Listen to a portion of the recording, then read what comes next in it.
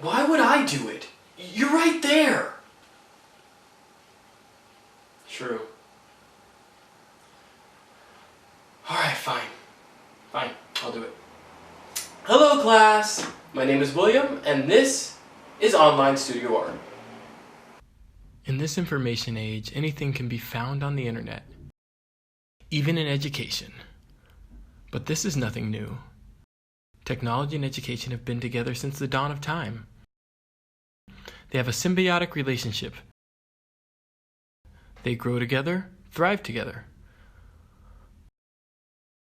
According to a recent survey, 86.5% of schools offer some form of online course.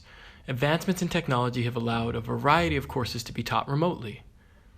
Currently, I'm employed by the School of Art at CSULB. As of spring 2019, we only offer 2 online courses. Each are writing intensive. I have felt for a while now that the school should branch out and include art classes to its online catalog. As a result, I set out to research if online studio arts classes were, in actuality, a viable educational option for the School of Art at CSULB. I began with a literature review, which led me to 3 main topics of interest. First was the definition of an online course. An online course is different from a simple tutorial. It's a structured course just like you'd receive in a normal face-to-face classroom. These courses can be broken into 2 categories: online only and hybrid. An online-only course is conducted solely online. There is no non-digital interaction between instructor and students. Hybrid courses are a mix of online instruction and face-to-face instruction. The face-to-face interaction could be for 1 minute or the majority of the course. If students ever inhabit the same physical space as the instructor during the class, it is a hybrid course. Next, I examined if an online studio arts course was even plausible, meaning I searched for the current existence of online studio arts courses. I found that several institutions, both public and private, currently conduct online education for studio arts courses. With evidence of so many existing courses, I began to research what are the base requirements to have an online studio arts course. Most importantly, an online course should mirror face-to-face classes. The structure of the course should feel similar to the students to a face-to-face class. Attempting a fancy new course design typically results in confused students. In order to achieve this, online courses must have 2 things. First, technology. Students and educators must have the proper tech in order to conduct and receive knowledge. They not only need the technology, but they need to have working knowledge of how to use the technology in order for a clear understanding. Utilizing technology to stay connected allows for seamless communication between educator and student. After my literature review, I rethought my central question.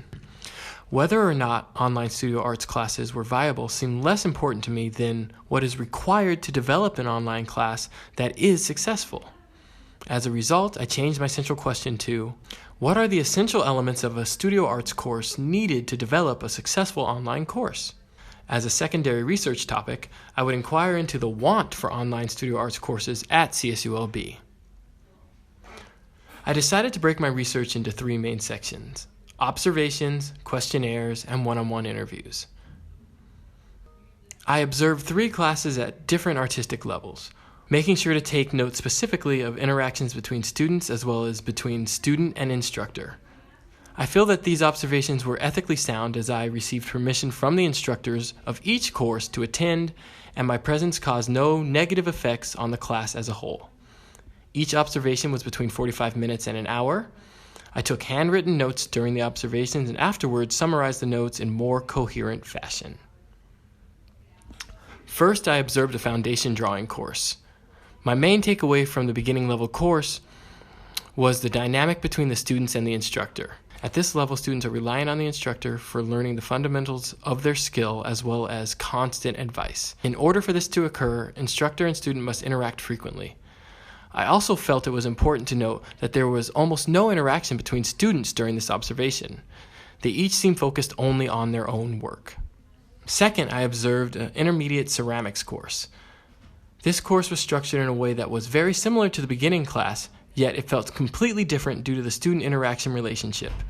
In this course, the instructor was much more hands-off when it came to lessons. After an initial demonstration, they never physically illustrated a piece of advice, instead relying purely on verbal instruction. The relationship between students in this intermediate class was much stronger. Students were openly conversing and gave each other constructive criticism.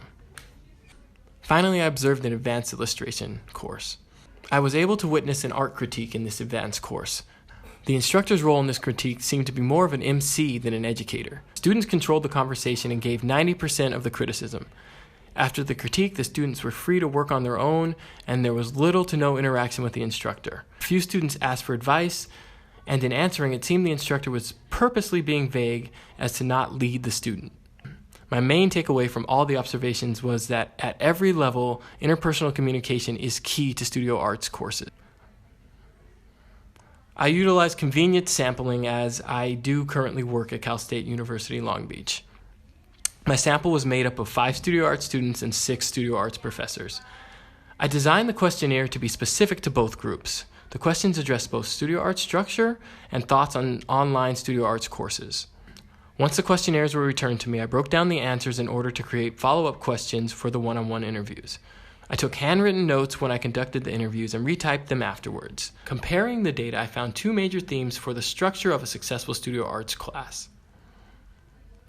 All 5 students felt that having the proper amount of time to complete assigned tasks was paramount to successful courses. Faculty also stated time management as a necessary component to a successful course. If students can't meet their deadlines, the instructors are doing something wrong. The entire sample, students and faculty, stated communication between students and faculty as paramount. Both groups believed studio arts classes could not exist without constant and consistent communication between student and instructor. Interestingly, when addressing my secondary question of interest in online courses at CSULB, the 2 main themes were also time and communication. Students were interested in the possibility of saving time in commuting, and 3 out of 5 students said that they would be most interested in an online course because it would allow them to receive instruction on their schedule and thus allowing them more free time. 3 out of 6 instructors feared that an online course would cause students to procrastinate and develop poor time management habits. As for communication, all of the students and faculty expressed their main concerns regarding online courses had to do with a fear of limiting communication. As stated previously, communication is key in studio arts courses, and if online courses reduced this, it would be catastrophic. In order to have a successful studio arts class, it must be a space that fosters open communication between all parties, student and instructor, as well as student to student. This communication must be paired with a focus on project time management. Students must be made aware that they are in an environment that is run by deadlines, while still being made to feel that they have the freedom to create at their own pace. Based on reactions from questionnaires and interviews, the want for online studio arts classes at CSULB is not strong. The dynamic at this school is one that favors personal interaction. That said, if the university were to adopt online studio arts program, it should go for the hybrid format. That would allow for the personal interaction needed while still giving room for more flexible schedule. Focusing on the successful course structure, I'd extend the sample to other universities to find out how they handle things. A larger sample size would give me a clearer understanding of a truly successful course structure.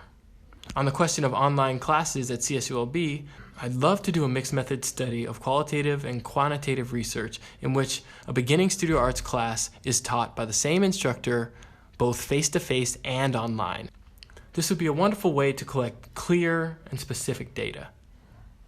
Well, that's it in general. Hey, lazy! Why don't you get up and answer some questions? Have a good night, everybody! Oh. No, stop. No, stop. No. Oh, thank you.